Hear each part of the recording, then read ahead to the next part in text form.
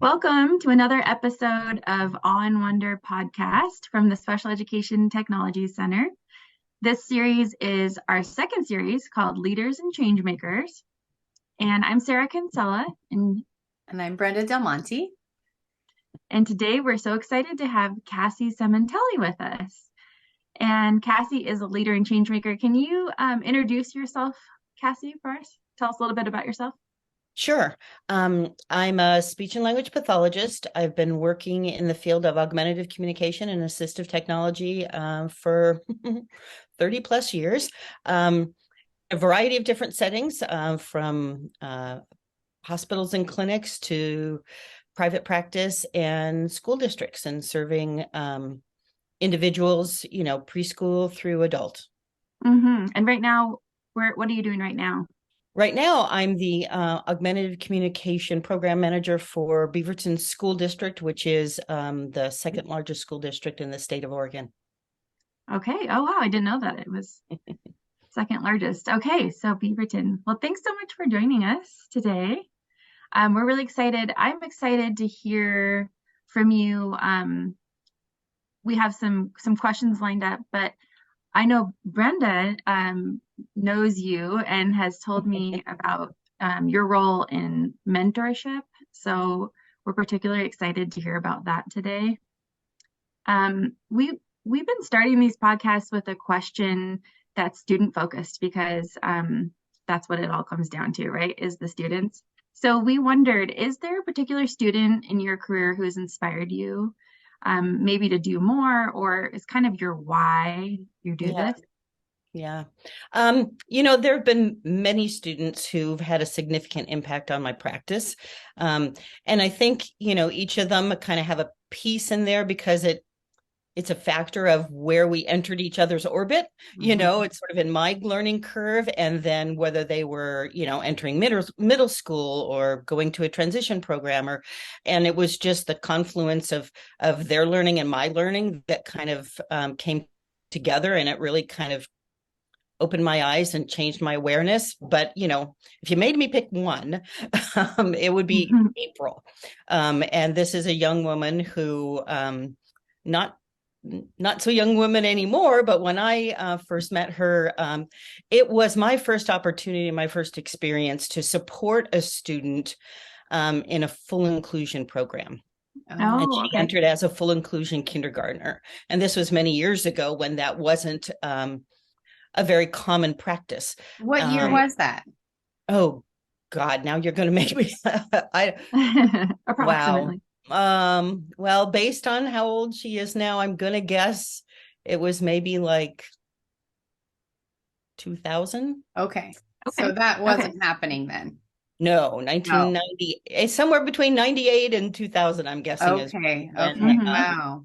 When it would have been happening. And, I'd work in different environments, clinics, hospitals, and it opened my eyes to, in that general ed classroom is where it really matters and where it really happens. It didn't happen, in my room, one-on-one or two-on-one or in a small group with her. It mattered in that classroom for sure. And so that really helped me understand a little bit more about how to identify or how to evaluate whether or not they have all the tools they need, right? And to see the holes where what I had thought was a pretty darn well done communication system had a lot of holes in it.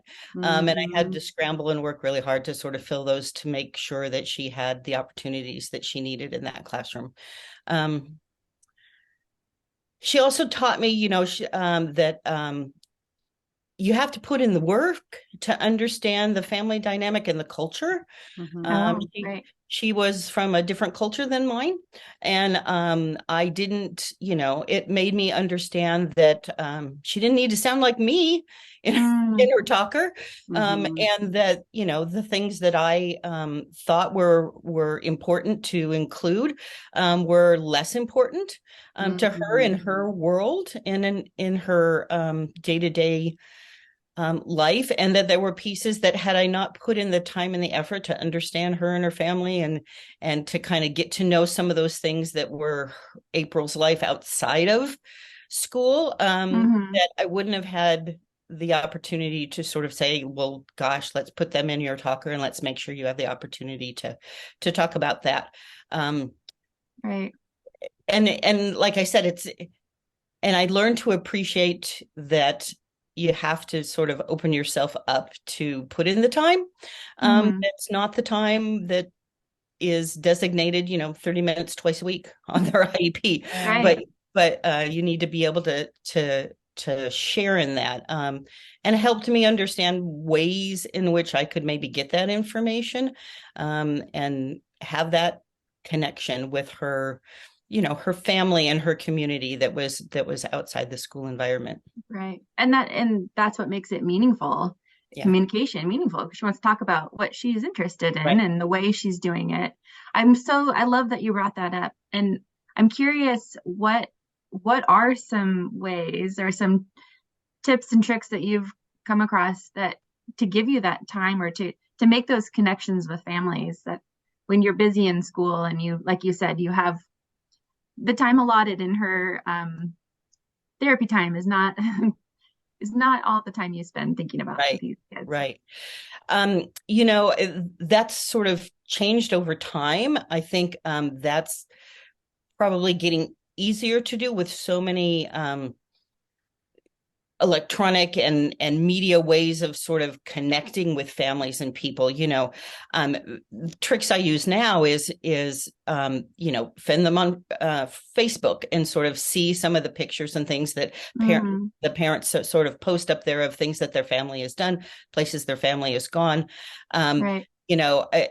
I do, whether this is a good practice or not, I'm not sure. So, but what I often, when I'm sitting with a student, and I will sort of take a notation on my phone, and then I'll send an email to the family and say, hey, during our session today, so-and-so, I think they were talking about X, Y, or Z, just double checking with you. Is that something that actually, happened in your family?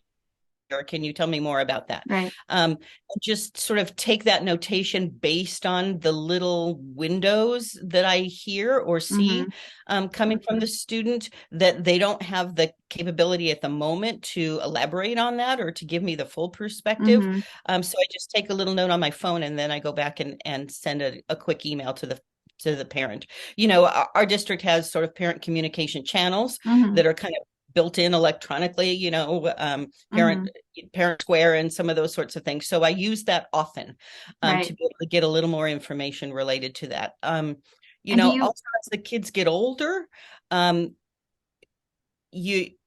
try and sort of connect with what they're doing in the school community outside of their classroom and their classes. So if they're in part of a club, or if they're if they are taking part in an assembly or something like that, trying to make sure that I understand a little bit, because that really points to their interests, and it points to things that are important to them, and conversations that they might want to have with other people about, the latest and greatest thing that they've been doing. And they're available to me if I take a minute to sort of think outside of the, 45 minutes and that period during the day where I'm with them. Right. Do you feel like sometimes I feel like we have to remind ourselves that we don't have just our agenda, right? We often come in with our agenda, but that's not the way to really connect with students. Yeah. Sounds like you do that. It's funny because I try and have a big picture agenda and not a little picture agenda. I mean, I think, again, Brenda and I have talked about this before, the idea of having an authentic communication with a student, or an authentic conversation. Those are very rarely my agenda. I mean, and so, if that's where you think, true communicative competence comes when they're, able to communicate exactly that thought through their communication tools, and you understand it completely, then it's got to start with them anyway.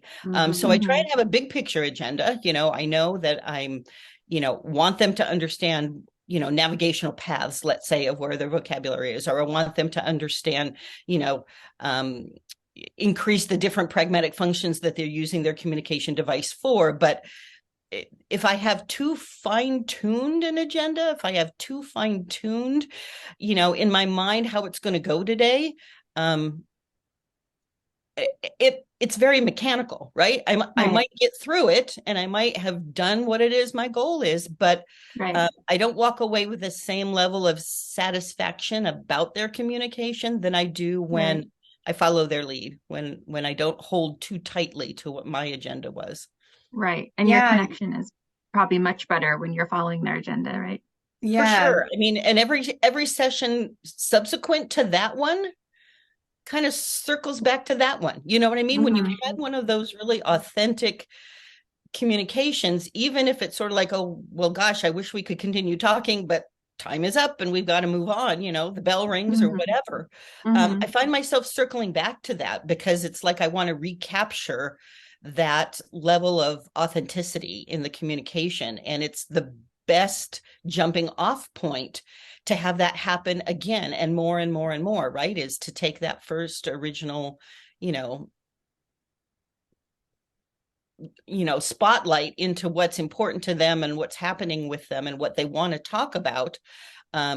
And I want to recreate that. I want that to come back again in the next session. So I find myself circling back and going, hey, last time you were telling me about blah, blah, blah. How did that turn out or whatever? And try prompting because I want to get there again. I want to get to that same, level of authentic communication again.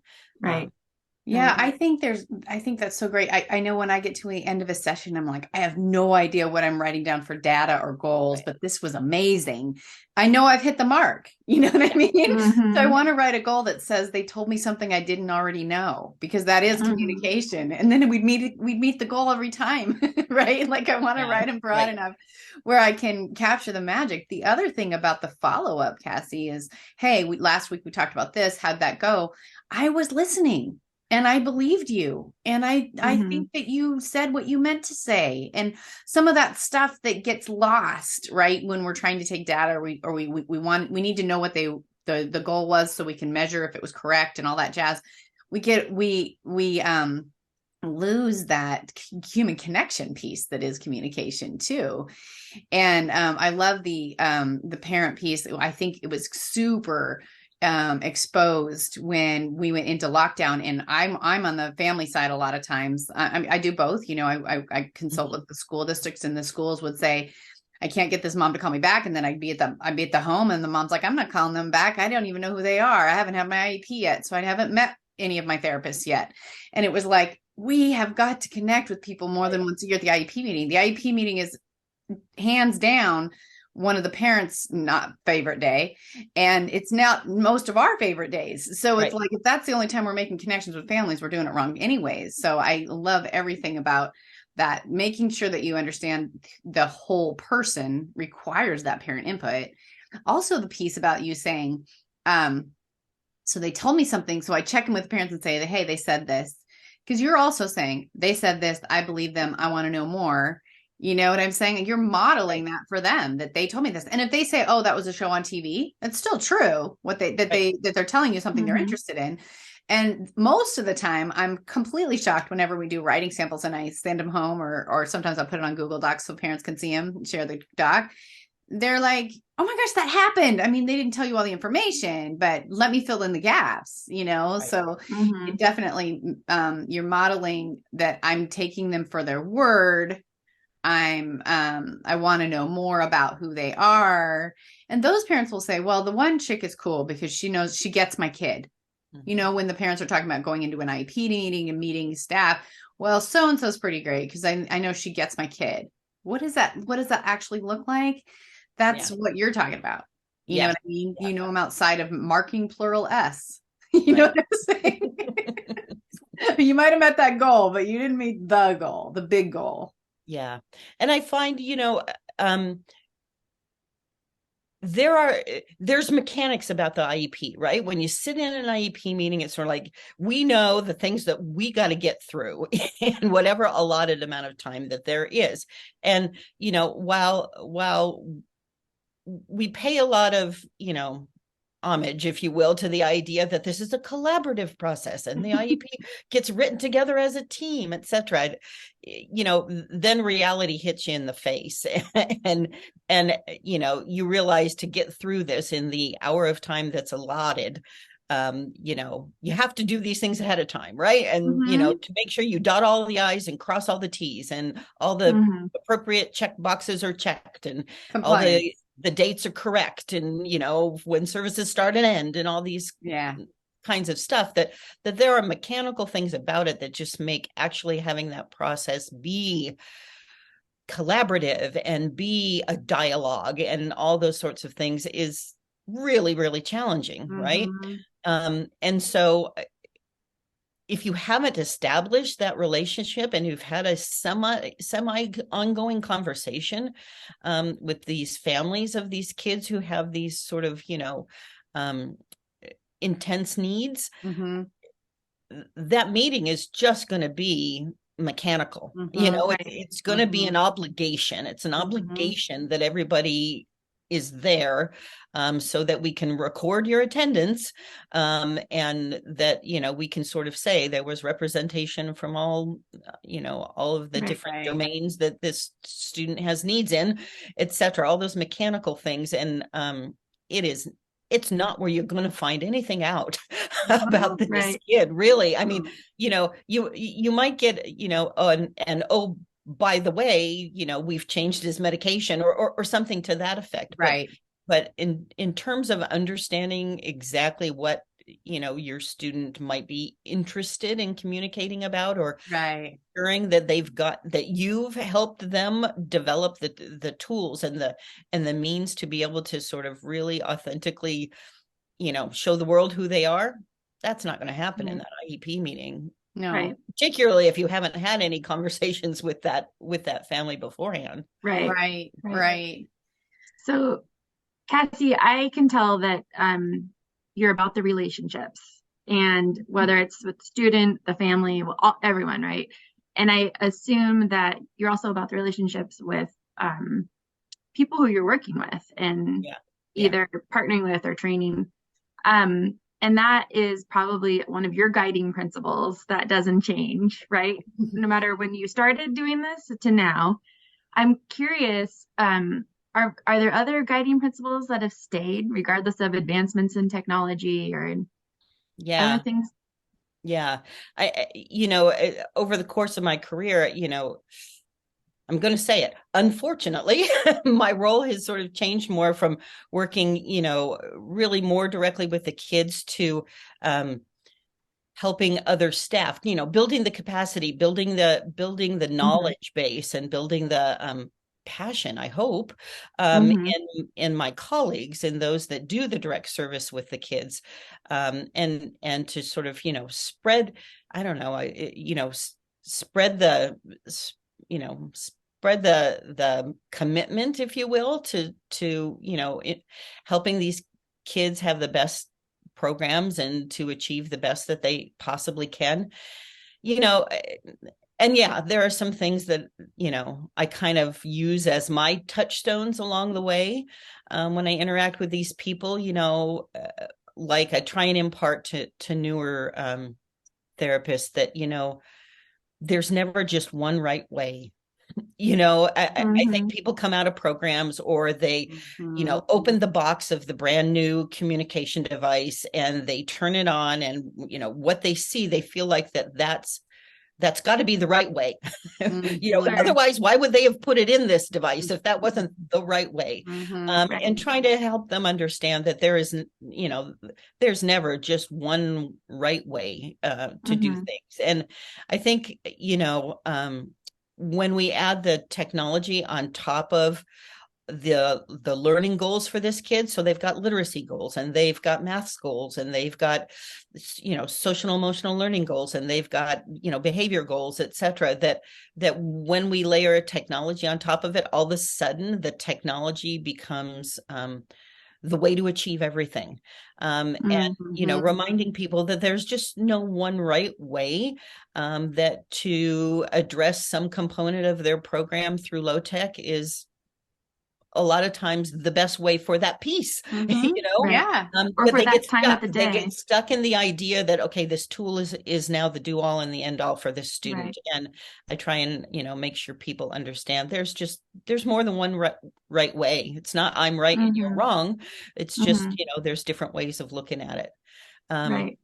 But I oh think you touched on that. Like, yeah, coming out of grad school, and depending on your grad school, and no dig on mine, but I'm pretty sure they're all the same. In that, I mean, SLPs in particular tend to be high strung type A-ish people. I mean, And say that. and then the programs kind of require perfection. I mean, you have to have a 4.0 to get in, and it's competitive, and then we have to keep it, and you've got to the bar is high, and the way you are graded even clinically is that gains are made in our tech and all the other things, and you're not doing a lot of AAC anyways in that program. So you're getting out with this I don't want to do it wrong mentality. And I don't know if it's the generation, I don't know if it's grad school in general, I don't know if it's our field, I don't know if it's all of the above. It kind of doesn't matter the source, because we probably can't change all that now. If you're working with someone that's coming out of that and is afraid to fail, Yeah. then that also means they're not afraid to take a risk.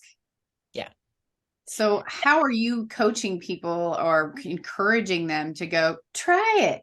What's big deal if it fails? Because I feel like people aren't okay with that.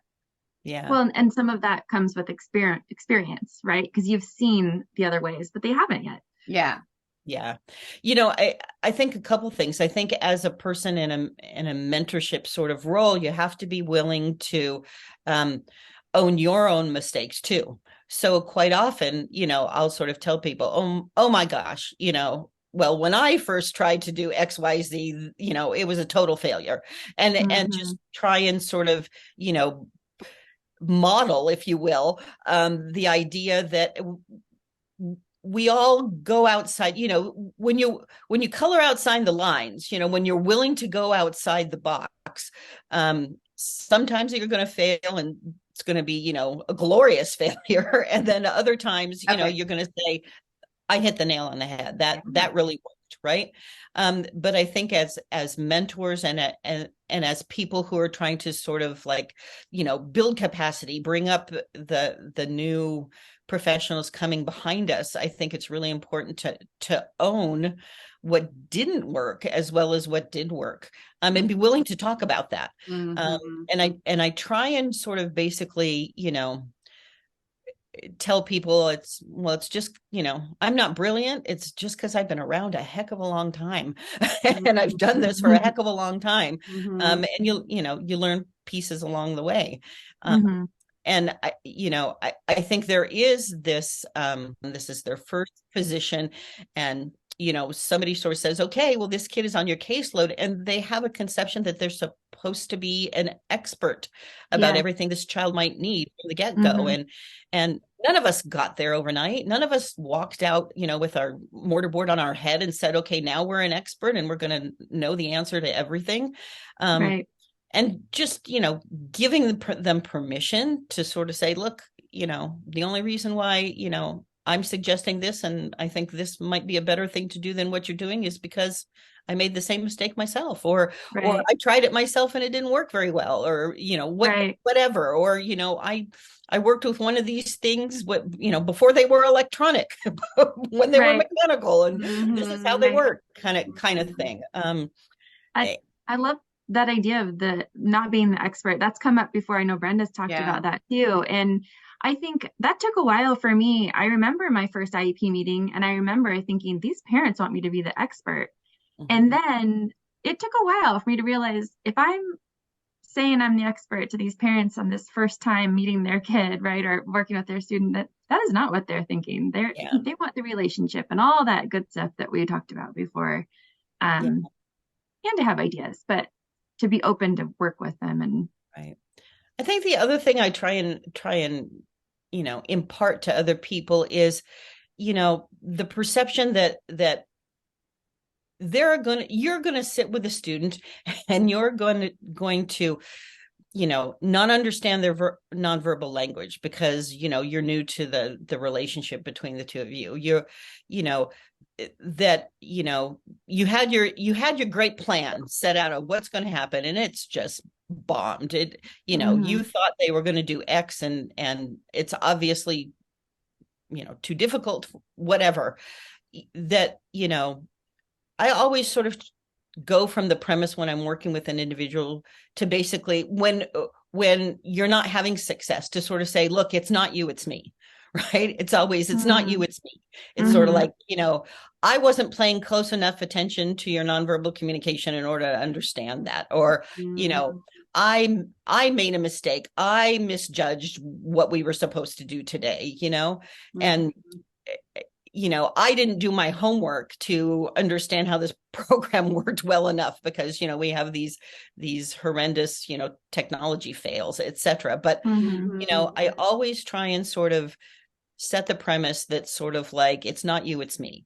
The failure's not you, the failure's me with a student, because and that it's okay that we can all admit that, I didn't pay close enough attention. I didn't do the prep that I should have done to understand this before I introduced it to you, I don't know where that particular word is stored, darn it, etc. So I try and give them permission to kind of, go into work with their kids with that attitude that sort of like, what, when things just aren't going well, it's okay to own it. Just own it and sort of say, you know what, it's not you, it's me, kiddo. Sorry about that. I will try and do better next time. Well, and I think if you're doing that, not in a speech room by yourself, meaning if you're pushing in, if you're in a general ed or a special ed classroom and doing that, then you're modeling that. Like, I don't know where that word is either.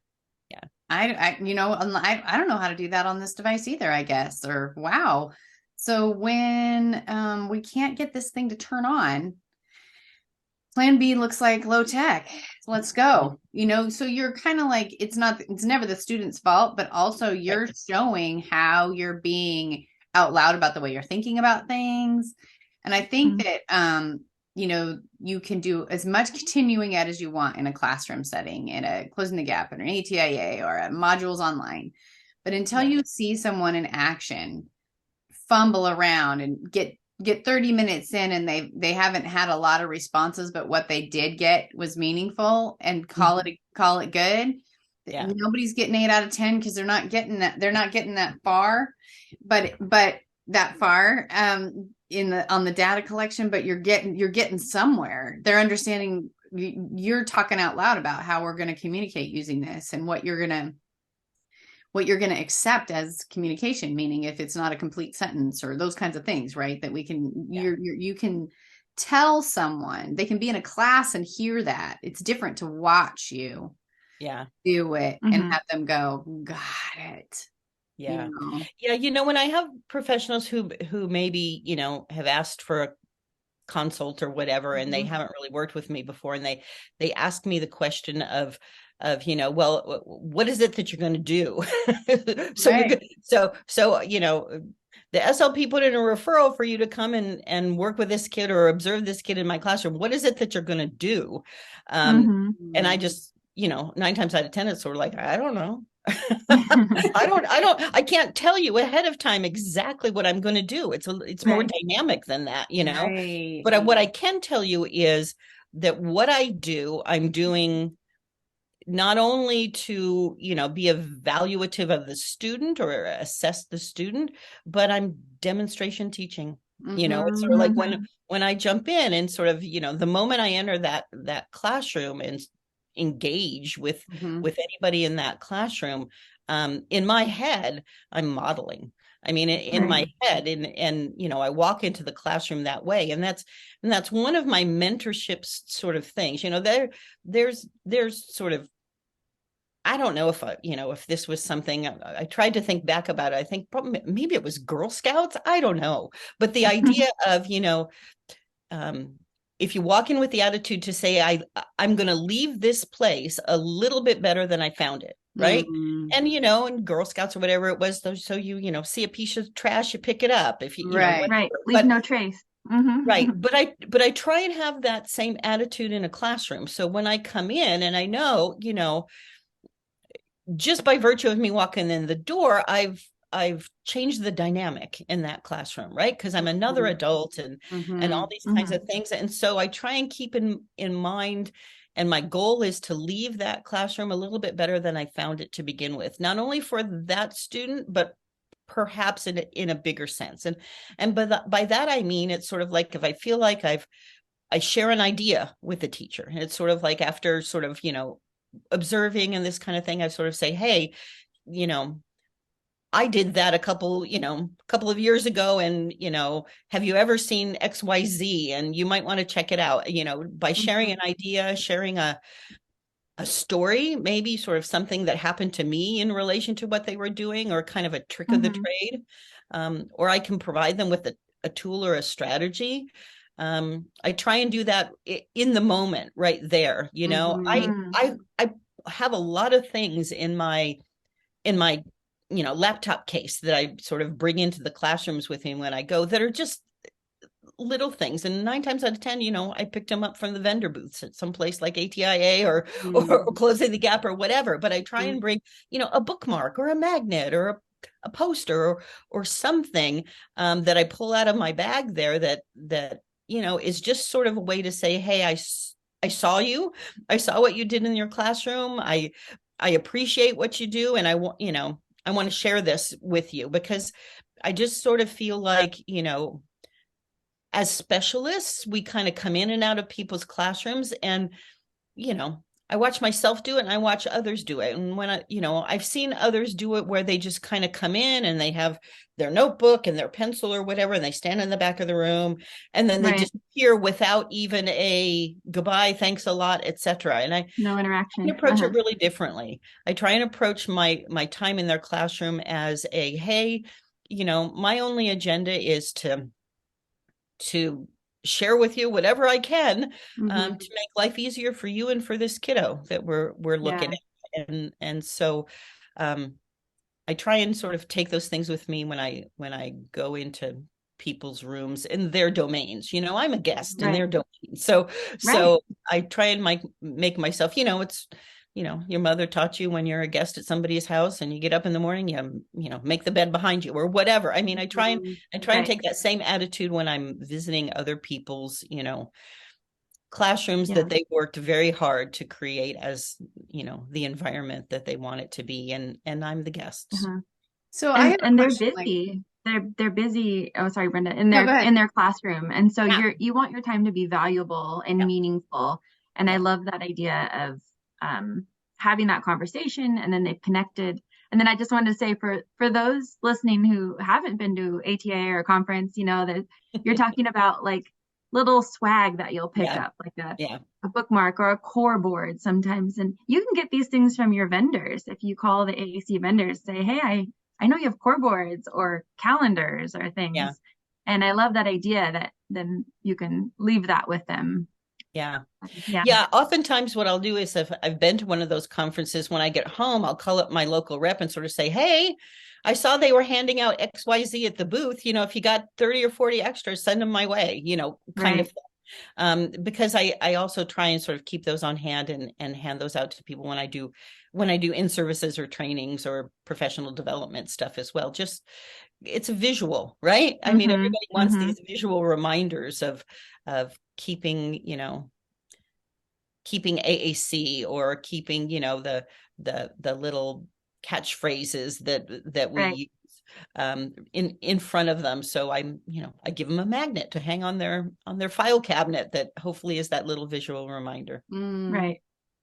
So Cassie, if you're getting called in, it might be because somebody's already mad, right? It might be a parent mad, it might be a teacher's mad, it might be, you know, somebody might be feeling like what's supposed to happen isn't happening, which immediately for most adults creates defensiveness. So you're coming in, and how are you handling, like it'll be like, well, they just can't do that. Like, I know everybody can do it but him, or like the one, or the minority within the special ed classroom sometimes, right? The minority of the minority, in the sense that it's like everybody can do it but that one. So sometimes I'll be consulting on a whole classroom, and they'll be like, well, she can't do that, but the rest of them, yeah, thanks so much. And then I can't let it go. But, you know, so I guess I feel like it's two questions. One is, how do you neutralize a situation that you walk in and their defenses are going to be up? Now, remember, nobody went in this because they didn't care. Everybody went into this because they love kids and they want to help. So, you know, maybe that's a strategy. I don't know. But the other thing is, and then what about the one that they say, you know, yeah, but that won't work with that one, you know? So how are you handling those? Right. It's all the buts, right? Yeah, the buts. Yeah. You know, when I'm confronted with somebody who starts out that way, you know, starts out with we've tried it all, we've done it all, nothing works, they can't do it. You know, I basically sort of say, you know, I start out in a way communicating to them, we're gonna reset the narrative, right? And so I basically sort of say, we just haven't found it yet. And we're going to just keep looking. We haven't found it yet.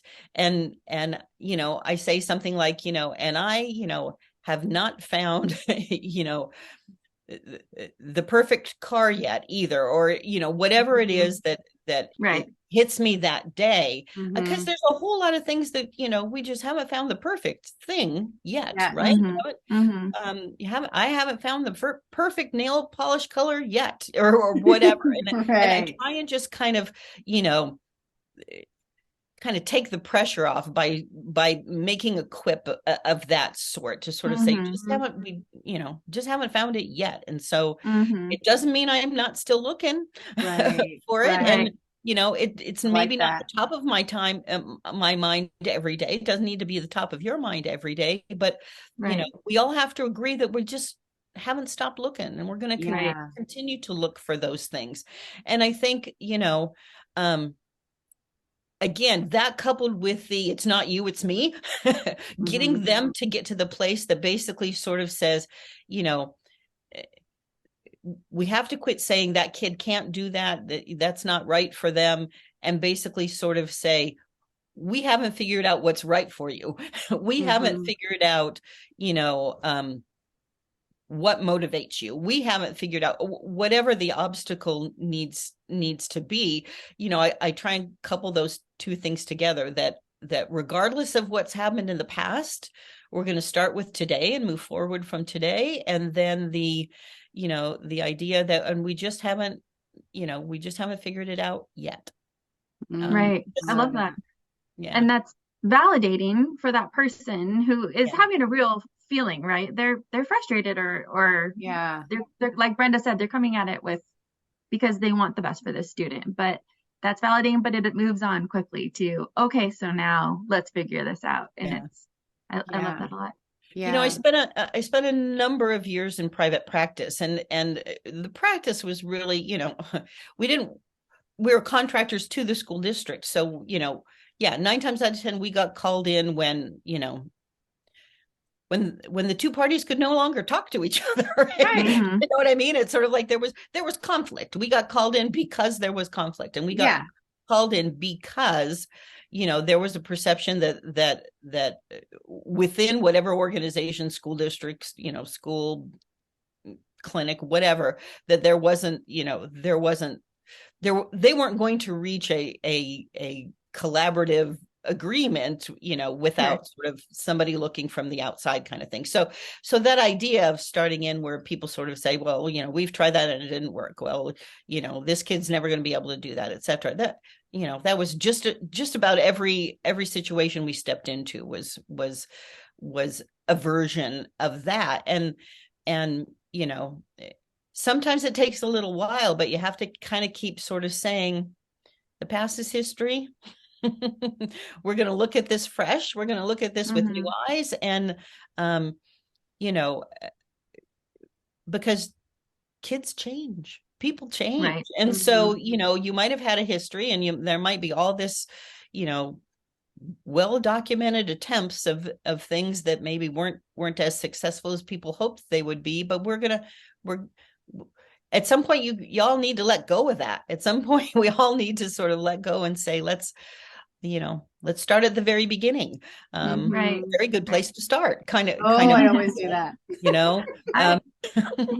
I remember like working with a student, and I was new to this student, and he was older, and thinking, okay, well, he has tried AGAs, but that sounds like it didn't really work, and he has tried this, so I can't do those things because it's already been tried, right? And sometimes you get too kind of wrapped up in that. So I love that idea of let's start new, but we're still going to remember the things that have been done and work, and that's important to what he's learned in his experience, but that it's okay to say, here we go. Yeah.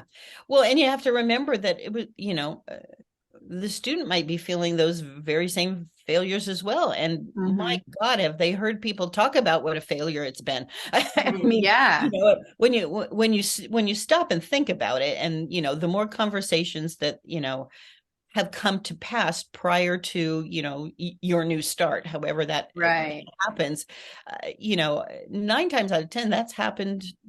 It happened, number one, it happened to the student, and all these people are representing the failure of the student, to each other.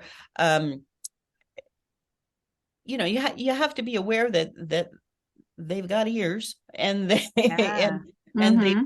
been a part of that too. They're noting the frustration. And a lot of times, sometimes the icebreaker is when I get people to acknowledge that and realize that their attitudes and their frustrations and their dealing with their own sense of failure is having an effect on that student, and they'll realize, okay, I've got to turn this around because I need to turn it around for this kid.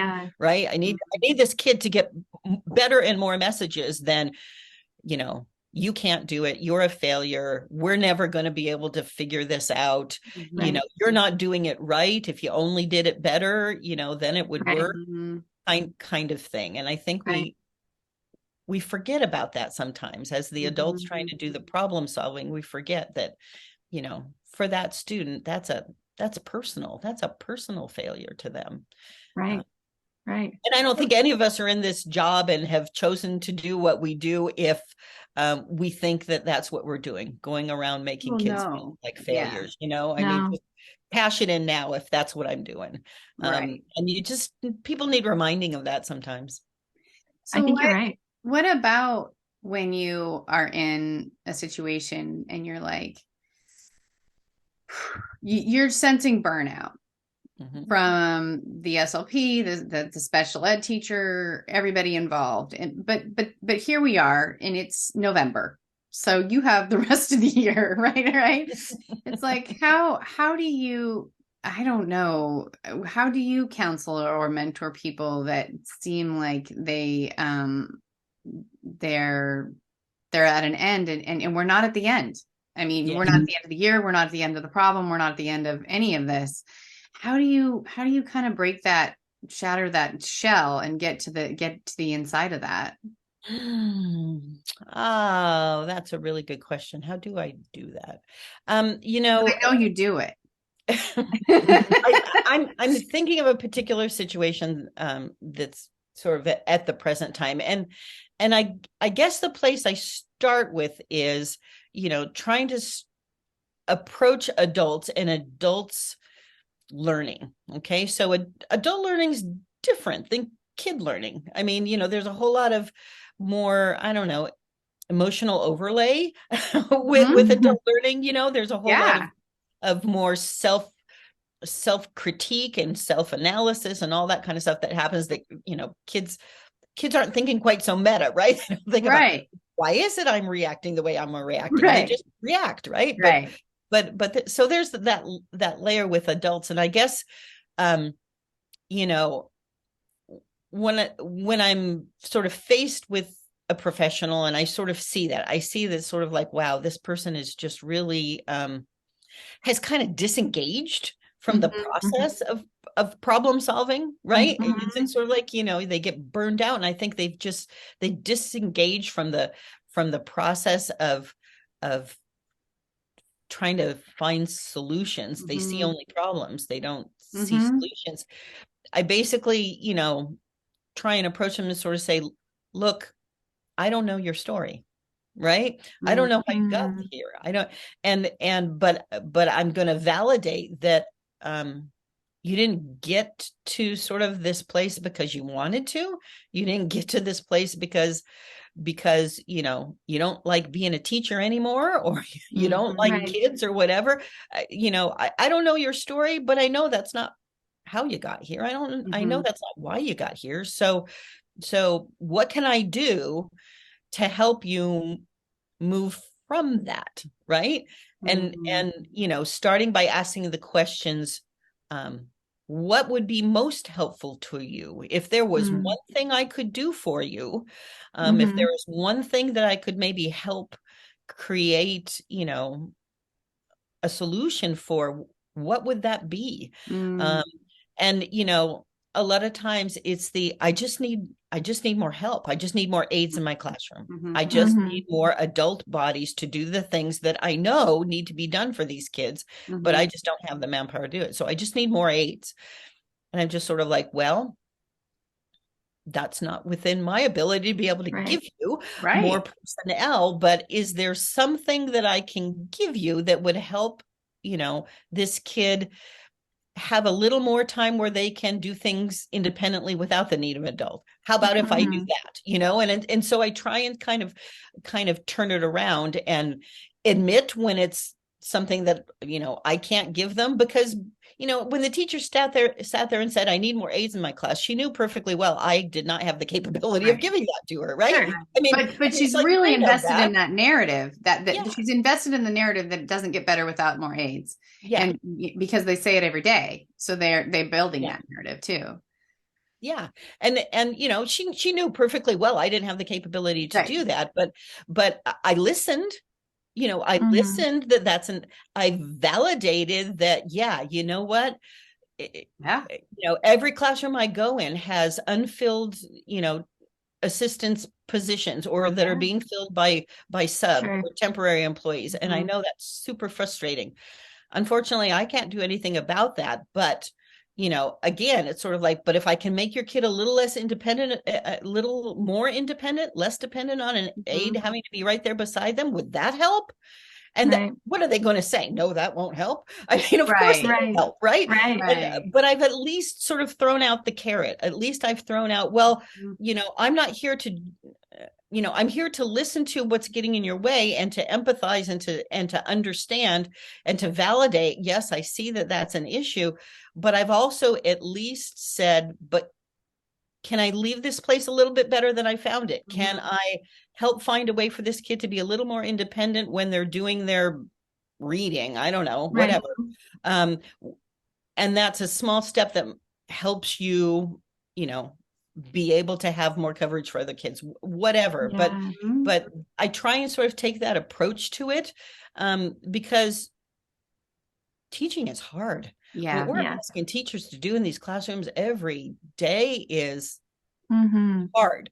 It Yeah. is it is underappreciated. It's, I'm preaching to the choir here. We all know these things, but we all need that validation once in a while that says you're working really hard, and Yeah. it's still not meeting your expectations. You aren't meeting your own personal expectations, Yeah. but Mm-hmm. you're working really hard and you're doing the best with what you got. So do you I take the same approach if you were to go into a classroom where all you're seeing is babysitting? Are you like, is your same approach is let's change one thing? Or is there more to it? I guess my approach to that is the same in the moment.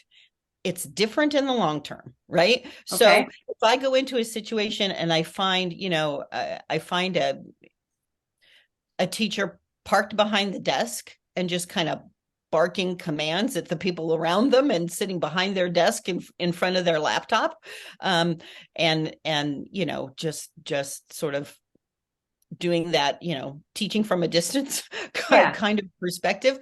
Yeah, I'll still focus on one thing, because let's be serious, I'm there for an hour and a half mm-hmm. maybe in their classroom, and it was, they've waited 6 weeks for me to come and do the observation and to Right. see the kid in their classroom. And I try and leave them and I try and focus on one thing, Yeah. sort of like let's do this one thing. But in my head, I've got the big picture that says, there's a whole lot of things happening or not happening here that Right. is impacting not only the kid that I was asked to come and observe or look at or help find solutions for, but the group as a whole. And so I'll focus on that one thing that I was asked to kind of come and do and find that one thing. But in my head, it says, I'm saying, and next time I'm going to be prepared to do this thing that talks about instruction to the whole group. And then the time Right. after that, I'm going to do the thing that says engineering the classroom environment to benefit not only the kid they asked me for, but this is going to benefit all the kids, right? Right. And and so I already have a plan in my head that basically sort of says, I'm not going to attack it right now and sort of say, well, we've got to change this entire classroom. That's not Right. Sure. that's not going to go over, right? That's not going to No. do anybody No. any good. It's So too I big of a focus on the chunk. immediate first, but in the Mhm. back of my head, I'm developing a plan that sort of says everything I do at this point forward is going to benefit this kid, but it's going to benefit them all. Right. Mhm. And Cassie, try and sort of do it that way. that you kind of answered part of my question. I was just thinking about when you were talking about your mentorship style and your collaboration, the way your collaborations work. So you will go in and you're listening to the teacher and problem solving, and you have ideas, but you're listening to what their idea is, and then work with this model with the student. And then I was going to ask you what follow up looks like. It sounds like you have follow up planned um, in mind, but can you talk a little bit about how you have that structured? Do you go back a certain number of times or? Well, that's pretty fluid. I mean, and I think truthfully, I think it has to be. And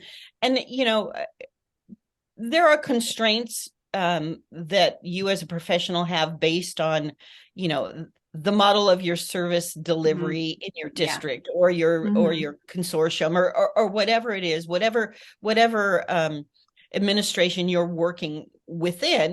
There are going to be constraints related to Mhm. that, but what I try and do, and when I need to go back to my administration to maybe go out and do more visits or to say, this is more of an ongoing process. And this was true when I was in private practice, et cetera, is, I go back and sort of inform administration and basically sort of say, hey, look, I was out there. I did my original consultation. I wrote up my consultation note, et cetera. But you know what? When I was in there, I had some ideas about things that I think might be beneficial to all the students in this class. And, when you're working with a school district, quite often, for better or for worse, quite often it's the sort of like, and if I get in there now, and if I can make some of these changes happen, you might not be spending so many meetings with lawyers. You might Mhm. not Right. be spending so many meetings in fair hearings. You might not Sure. be spending so much time in backtracking and Mhm. try and sort of, address the grievances, whether they're, grievances from the teachers union or grievances from families or whatever, Mm-hmm. the more I can sort of get in there early on and maybe see some of these changes or help affect some of these changes. It's an investment, right? And so I try and sort of encourage them that it's an investment. Same approach with the teacher. I try and encourage them and sort of say, hey, I'm going to come back in a couple of weeks and I'm going to bring X with me to show you this thing, because I think this would be a really good investment of your time that would have lots of payoffs for all of your kids. Mm-hmm. I was saying to somebody the other day that I feel like public schools are sort of it is sort of like in the educational arena, if you will. We are the last bastions of equity, right? Mm-hmm. You're a private school. You can accept who you want to accept. You cannot accept who you want to accept, don't want to accept. You can, you can serve the kids whose families have the ability to be able to pay your tuition, and on and on and on, right? And or if you're a clinic, you can serve the kids for a burst of 12 sessions, and then you don't have to worry about them again, kind of thing. And I just feel like that we have a responsibility to be able to sort of make changes where we can see that they would improve the outcomes for as many kids as we possibly can, because all kids having the ability to be able to benefit from their education it's why we're here. It's what we do. And we're challenged beyond what's, private places and clinics, etc. We're challenged beyond what they're challenged for, because we are there to make sure that they all have a chance and an opportunity. So, I just try and make teachers remember that. I try and sort of, bring in what I can to just basically sort of say, let's see if they all have a chance to see what they can do in literacy. Let's bring, decoding back into your classroom, because who knows, they all have a chance to try and learn how to read visually, and not just, because they're 12 decide that, audiobooks is the only thing that they're going to be exposed to, that sort of thing. It's sort of like, well, let's give it a shot. It's our job to give it a shot. It's our job. I love that. Well, we want to end our conversation with a question for you personally. Is there anything that people might not know about you that you'd want to share? Or maybe it's a new interest area or project. I don't know. Because I knew you were going to ask this one, I thought about it a little bit, and I asked a couple other people. And it's really funny because most people sort of say, well, no, I don't think there's anything in particular, that you don't sort of present as you present yourself. But I guess if there's one thing, it would be sort of that, I'm a speech pathologist by training, but I'm a teacher. I mean, it's sort of like I'm just kind of a natural teacher, if you will. It's sort of like that. That's kind of the thing. And I sort of feel like that, you have to give yourself permission to share what you know, right? And it's sort of like I feel like the thing that's important to me, I don't actually feel like I'm an expert in anything. I feel like I've been around a long time, and I've had lots of good people who've mentored me, and who have shared their knowledge with me, and shared their learned experiences with me. And so, what I try and do, and the way I approach most everything in my life, is that, well, I'm a teacher, so I'm going to teach. I'm going to share what I know. And I'm a learner, right? I'm a teacher and a learner. And so Right. I'm gonna share with you when, something I've learned. It's sort of like, hey, I just learned this thing and I thought it was really interesting, or it worked really well, or whatever. Um, so I try and, take the attitude that I'm a lifelong learner, and then I'm just going to share and talk about the things that I learned because that Right. excites me. Right. And that makes me a teacher, right? When you share what Right. you've learned, Right. it makes you a teacher. And Right. so, while my title might say speech pathologist, I'm, my title in the school district is a TOSA, a teacher on special assignment. And Sure. and I like that. They Yeah. wanted to change it this year to what was it? Educator on special assignment, and I'm kind of refusing to change. I'm Right. kind of Yeah. just going along because that's how I view myself. I view myself Yeah. as my job is to be a teacher wherever I can. Love that. I do Love too. that. And I love that part of being a teacher is being a student and listening and Yep. learning. And you've talked about that throughout our conversation, and beginning with that first student that you learned from. Yeah. And I So was I thinking love that. about some of the questions we didn't get to, was like how to move the field forward. And that kind of answers that too, right?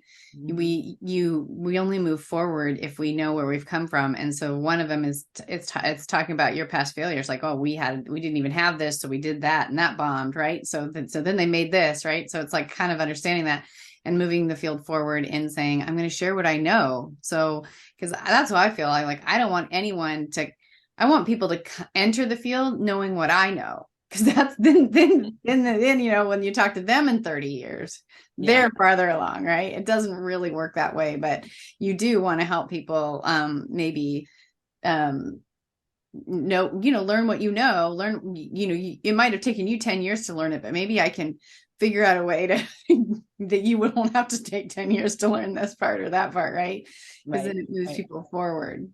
So well, we really appreciate you, and we appreciate all that you have to offer, and the way that you do it, I think, makes it so palpable, even for people who, aren't asking, right? Because sometimes that happens. Even for people who don't know that they're ready for change, I think you have a way of softening that. And it's like, well, maybe I can do one thing. Yeah. And I like that. I like that. One Mm-hmm. thing. Sometimes it's kind of like, the next best thing is just one thing, right? The next one thing. Yeah. So I love leaving everybody, the audience, with that idea of what's one thing I can change. Because if you sit down with your 100 caseload and you're going to go bonkers. So if you say, what's one thing I can change? What's one thing I could do that would make the biggest impact? Or what's one thing I could do with one student? Right. What it does is it brings in that creative thinking, and you get excited again, and you remember why you're doing this, and you have an attitude shift, and that's a big deal. Yeah, it's that whole thing, and again, I really truly, I'm not just saying I really truly do this. I walk into a classroom and say, I'm going to leave having imparted one good thing, right? Mm-hmm. I'm going to leave this place one little bit better than when I walked in the door. And what that thing ends up being, it could be a million different things, but if I think about it that way, and sometimes I even sort of say to the teacher, okay, I've been here 45 minutes and I'll be damned, but I'm going to leave here, having done at least one good thing for you. Yeah. You know what I mean? And work with me. They appreciate that. That sometimes is the thing that breaks the ice. Right. You're on their side. I appreciate it that you're trying to do something good for me. Right. Right. And sometimes that'll just be the icebreaker with the teacher that has just sort of like, why are you here? And I don't understand why they think I need you, that sort of thing. But if they know my attitude is, it's my challenge to leave here having imparted one good thing to you, one thing that you think is valuable, then I've done my job. That it really breaks the ice sometimes. So love that. I mean, that transfers outside of the professional arena too. What if every door we walked through, we had that thought of leaving one good thing? I mean, that's a world changer. So I really appreciate that insight and that perspective. So thank you for being on the podcast. We love you. We love this conversation. I'm so thankful you took the time out for us today. I appreciate being asked. So Thanks. Thanks so much, Cassie. Okay. Take care.